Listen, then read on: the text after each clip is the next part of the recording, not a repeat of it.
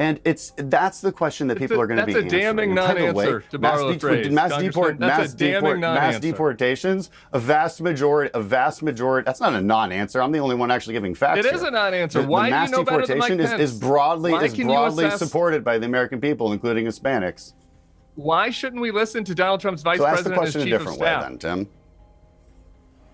Why shouldn't we listen to Mike? Them. I'm not here to answer for them. I'm here to answer for me. Doesn't it alarm you? I'm here to lay this out very simply. You don't feel at all for the American alarmed people and what the choices are. Dan, you're not on all alarmed that the last administration ended with people storming the Capitol? On a fiery episode of Piers Morgan's live TV show, Tim Miller completely shredded Dan Crenshaw's unwavering loyalty to Donald Trump, leaving him humiliated in front of millions. What started as a casual conversation quickly turned into a stunning verbal takedown, as Miller didn't hold back in calling out Crenshaw's blind support. Let's dive into this unforgettable clash that had everyone talking. I should just get hammered and drive again because last time we barely survived with only a little insurrection. We had a mild insurrection. Look, Dan, character matters. You know that. I'll help you out. Dan, you wrote a whole book about this. Okay? Character matters. It does. In a leader, character matters. You cannot lie about people. You cannot advance racist lies. And you cannot tell people that our elections are fraudulent when they're real. What started as a normal interview on Piers Morgan's Live soon turned into an explosive confrontation between Tim Miller and Dan Crenshaw. As the conversation unfolded, Miller, a former Republican strategist turned outspoken critic of Trump, didn't hold back in calling out Crenshaw's unwavering loyalty to the former president. Crenshaw, a Texas congressman and Navy SEAL veteran, had long been a staunch supporter of Trump. But Miller, with his sharp wit and no-nonsense approach, wasted no time in challenging Crenshaw's position. For example, is it going to be? Let me guess. It's going to be lower regulations and lower taxes, just like Republicans. Well, you know what's actually very interesting. That's pretty much what our economic policies are. Let me jump in there. He's not running on that. Hang on. Let me jump in. I want to play a clip. He's not running on that, Dan. Wake up to what the party Tim. is Let me now. respond. He had Tucker. Tim. That's what I want to play. Hang on, let me. One of his first executive I am orders moderating was this, chaps. cutting 3 regulations. I am here. I want to. Known for his work in political consulting and his candid take on the state of American politics, Miller has frequently spoken out about what he sees as the dangers of Trump's influence on the GOP. Crenshaw, on the other hand, has built his political career around military service and aligning himself with the Trump legacy, even facing backlash from some corners of his own party. What followed was an intense back and forth, with Miller completely dismantling Crenshaw's defense of Trump's actions, ultimately leaving the congressman visibly uncomfortable and humiliated in front of a live TV audience. Happened. The huge spike in crime that happened in 2020 while Trump was president. You cannot say that that was not his fault because of COVID, but then everything that happened in 2021 the COVID had nothing to do with any of that. That's all Biden's policies. Look, we had this huge disruption that happened under Trump. And if you actually just look at the metrics, of course I you want to say metrics. If you look at just the metrics of crime and jobs, it's better under Biden. Sorry, that's just facts. Those are metrics. That was debunked in the last debate that they had on this. Let me switch on the crime issue. And look, and you know this very well. Like, you know that across the country, crime is spiking because left-wing district attorneys and left-wing judges are letting criminals out on $1 bonds, and they go out and murder. Okay, what do you mean crime is going down? That was debunked. About 2020 that was a claim that was made by CBS during the election. And yeah, let's talk about 2020. Was that a bunch of Republicans out there causing $2 billion in damage? Was that a bunch of Republican rioters? No, but it wasn't a bunch of Biden supporters. No, of course not. Was Trump asking governors to put the National Guard in to stop it? Yes, of course he was. All right, was governors like Tim Walz preventing that from happening and allowing Minneapolis to be burned down? Tim Miller was straightforward, delivering explosive facts about Trump and his policies with a level of blunt honesty that left no room for argument.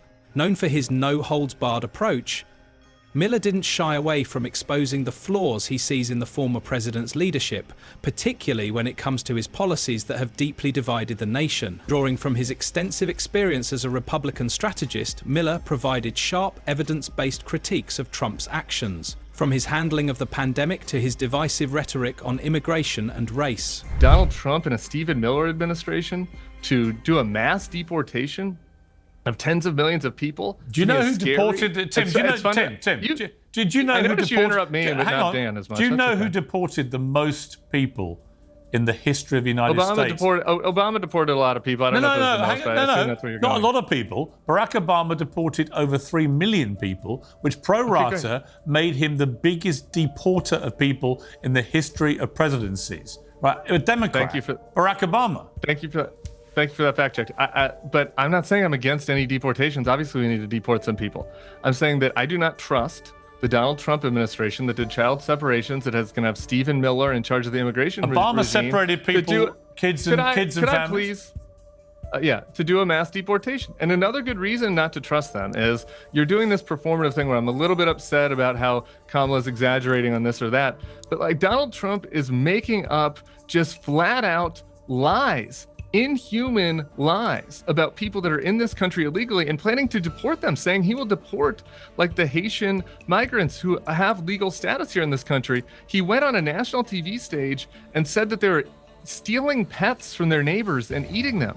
Like, this is so mean and so inhumane.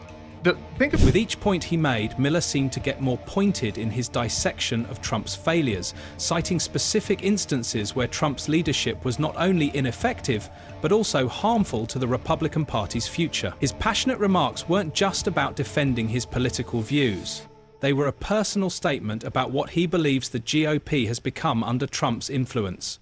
The clarity and force of Miller's words left an undeniable impact, making it clear that his criticism wasn't just a political stance, but a moral one. With only a little insurrection. We had a mild insurrection. Look, Dan, character matters. You know that. I'll help you out. Dan, you wrote a whole book about this. Okay? Character matters. It does. In a leader, character matters. You cannot lie about people. You cannot advance racist lies. And you cannot tell people that our elections are fraudulent when they're real. You cannot tell people that they're eating pets, that the government doesn't care about you, that the country's going to end. All of these lies that he tells, that affects the country, man. Okay, so your argument is that you do not like his character. Right? You've made that very clear. But again, it's objective the point choice about on his the character, ballot about these lies. It's not about me. That's fine, but then another objective point would be what our choice is in this election, and the choice is not a question, a yes or no question. And when Crenshaw claims Trump wins on every metric, Tim Miller doesn't hold back, hitting him with cold hard facts that challenge the narrative. Miller quickly dismantles the idea that Trump's presidency was a success on every front, starting with the economy. He points out that while the stock market boomed during Trump's tenure, it was clear that the economic recovery after the 2008 financial crisis was largely attributed to broader trends, not solely Trump's policies. But what Crenshaw conveniently overlooked was the economic fallout from the pandemic, where unemployment skyrocketed to nearly 15% under Trump's watch, decimating millions of jobs. Miller doesn't let Crenshaw off the hook, highlighting that Trump's own handling of the COVID crisis and his policies led to an economic crash that devastated working Americans. Then, when the conversation shifts to crime, Miller strikes again. Crenshaw fails to take responsibility for the rise in crime during Trump's time in office, a trend that was exacerbated by the political and social unrest in 2020. Despite the surge, Trump deflected blame, offering little in terms of concrete solutions. But Miller doesn't let that slide. He points out the stark contrast of crime rates under Biden's administration, where the crime rate dropped significantly, and yet Crenshaw attributes this success to nothing more than luck. Miller's logic cuts through Crenshaw's defense, revealing that his arguments are flawed, and his loyalty to Trump makes him overlook the inconvenient truth that don't fit the narrative. Republican Party right now is the same as it was in 2017, and that the Donald Trump administration will be the same as it was when he brought in a bunch of traditional Republicans to be around him in his cabinet and to work in his staff. And I'm sorry, that's just an imaginary world that the congressman wants to live in to feel comfortable. Because what the world we live in now is all of those people are, no, I'm sorry, Piers, let me finish. All of those people are gone now. And at the RNC at the box, the people around Trump are Matt Gaetz, Marjorie Taylor Greene, Tucker Carlson. Tucker had a prominent spot to speak at the convention. Congressman Crenshaw did not. This new party is a nativist party that's going to be about mass deportations and tariffs and revenge on Donald Trump's enemies. If you don't believe me, listen to what Donald Trump says. And I just want to know why Congressman Crenshaw thinks that he understands where the party is better than Trump's own vice president, Mike Pence, who assesses this and says, no, this is not someone we can trust. Why does Congressman Crenshaw think that he knows better than Mike Pence about Donald Trump's character and what kind of policies he would put in place? Dan, do you want to respond to that? Yeah, so I'll just remind everybody that we're about to... Then came the character argument, and Crenshaw tried to downplay it, brushing it off as just another distraction. But Tim Miller made it clear, character matters, especially when it comes to those in power. He didn't pull any punches, reminding Crenshaw and the viewers that Trump spent his entire presidency lying about everything, from the election results to immigration policies, from his handling of the COVID pandemic to his own record. Trump's disregard for truth has been well documented, and Miller wasn't about to let that go unchallenged. Wouldn't sign a federal abortion ban. I think it's wrong. I think it's a legitimate risk to talk about. I'll bet you $100,000 that he doesn't sign a federal abortion ban to charity. Piers. To charity. Piers. No, here's the thing. $100,000 of your money against mine. Let me remind Tim of something. Let's remind Tim of something, because I'm in Congress and I know what we vote on and what we don't vote on. The only thing that a Republican majority has put on the floor regarding abortion has been a born alive bill. To say that if in a botched abortion, if the baby is still alive, you can't kill it. I agree with that. And only but a couple of Democrats actually voted for that. And I'm sure that's a normal thing that 99% of people, including yourself, would agree with. That's the only thing that Mike Johnson or Kevin McCarthy have ever put on the floor. So you can guess, you can do all the guesswork in the world that you want. All we have to do is look at our own history about what we actually have done on this issue.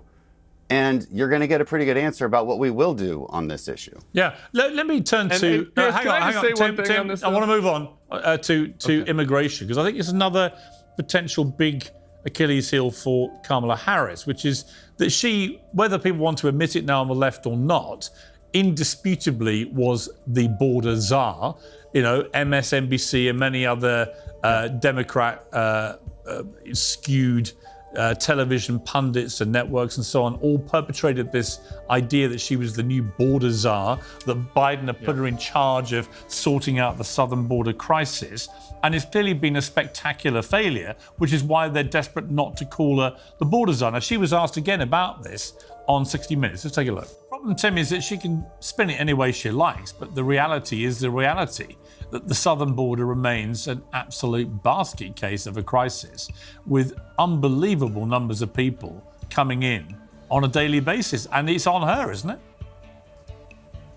It doesn't remain that way. It's getting better. I'm not going to disagree with your point about I think there's a legitimate criticism of the Biden administration in the first few years on the border. But again, I don't think that the other offering is better. The idea that you would trust a Donald Trump and a Stephen Miller administration to do a mass deportation of tens of millions of people. Do you know who deported Tim? Did you know who deported? You interrupt me and not Dan as much. Do you know who deported the most people in the history of the United States? Obama deported a lot of people. I don't know if it was the most, but I assume that's where you're going. Not a lot of people. Barack Obama deported over 3 million people, which pro rata made him the biggest deporter of people in the history of presidencies. Right, a Democrat. Barack Obama. Thank you for that fact check. But I'm not saying I'm against any deportations. Obviously, we need to deport some people. I'm saying that I do not trust the Donald Trump administration that did child separations, that is going to have Stephen Miller in charge of the immigration regime. Obama separated people, kids and families. To do a mass deportation. And another good reason not to trust them is you're doing this performative thing where I'm a little bit upset about how Kamala's exaggerating on this or that. But like Donald Trump is making up just flat out lies, inhuman lies about people that are in this country illegally and planning to deport them, saying he will deport like the Haitian migrants who have legal status here in this country. He went on a national TV stage and said that they were stealing pets from their neighbors and eating them. Like, this is so mean and so inhumane. Think about for the record, I thought that was completely wrong, and I think it backfired. It backfired hideously for him. But the bigger picture. Let me come to Dan. How can you trust a person? Can I just say one last thing? I just don't. How can you trust a person like this? How can you trust a person whose character is like this, who will lie, who will tell you that he won when he lost, who will tell you that... Now, with Trump's return to the political stage, Miller highlights the dangers of the former president's extreme rhetoric and policies. Trump isn't just doubling down on his old tactics. He's pushing for even more radical measures that could reshape America's future in dangerous ways, promising mass deportations, calling for political revenge, and even declaring he'd be a dictator on day one. How does that sound like someone who should be entrusted with running the country again? Miller's pointed questions leave Crenshaw struggling to defend Trump's character, as the contrast between their political philosophies couldn't be clearer. But that's all for today's video. If you enjoyed the discussion, make sure to hit the like button, subscribe, and share your thoughts in the comments below. We'd love to hear what you think about the clash between Miller and Crenshaw. Do you agree with Tim's take on Trump's character?